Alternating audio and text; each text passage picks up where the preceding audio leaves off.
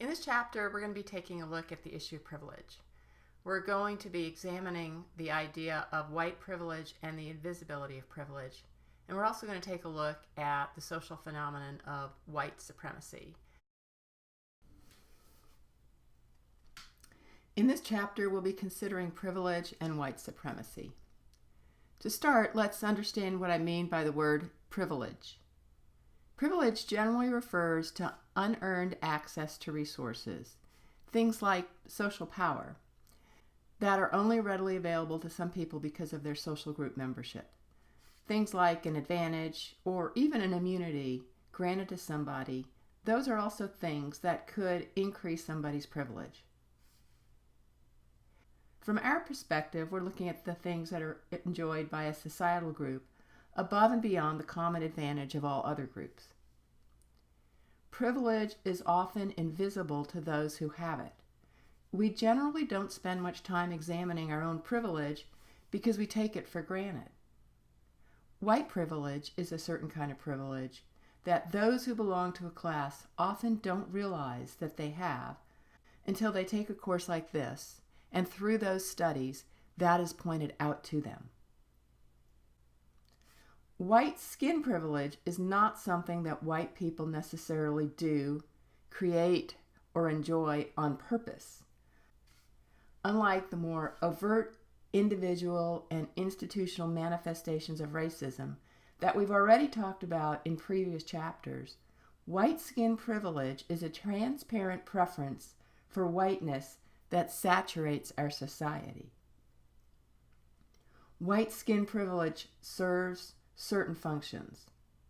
First, it provides white people with perks that they did not earn and that people of color do not enjoy. Second, it creates real advantages for this group. White people are immune to a lot of challenges. Finally, white privilege shapes the world in which people live, the way that we navigate and interact with one another and with the world. White privilege is a hidden and transparent preference that is often difficult to address. Only on closer inspection do we see how it creates a sense of entitlement, how it generates perks, and how it creates advantages for white people and elevates those people's status in the world.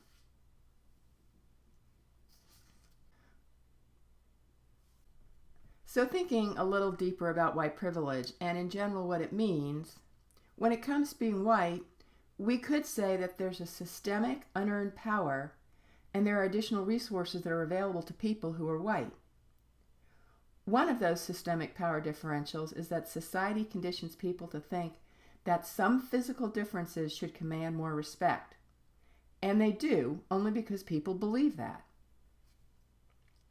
The difference in experience by whites and minority group members are different in the public world, and those with privilege generally don't see how they are treated in a better manner. A white person generally does not encounter or have to deal with or even recognize the fact that they are treated a certain way because they're white, because this treatment does not disadvantage them.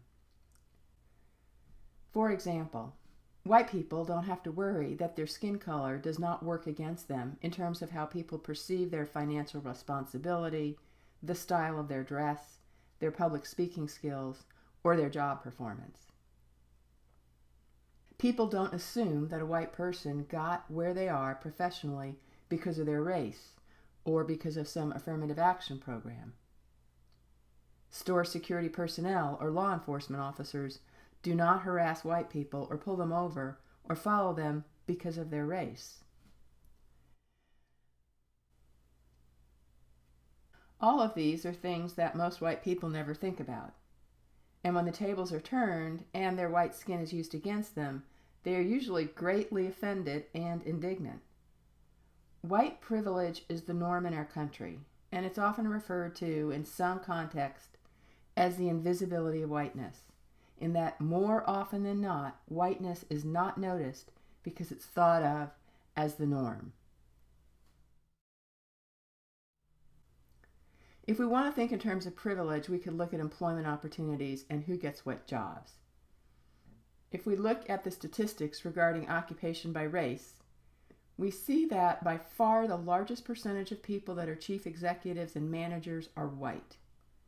A proportionately larger number of nurses, psychiatric or home health aides are Black or African American, and a larger number of construction laborers and janitors are Hispanic or Latino ethnicity. This is strong evidence that there is some kind of favoring certain people over others, though the preference does not always appear to be very visible on the surface of decision making. This creates the invisibility of white privilege, something that's not examined closely by most people, but instead just simply and quietly accepted as part of our social life. This is not to say that white privilege goes completely unexamined and unchallenged, just not very often by those that have the privilege.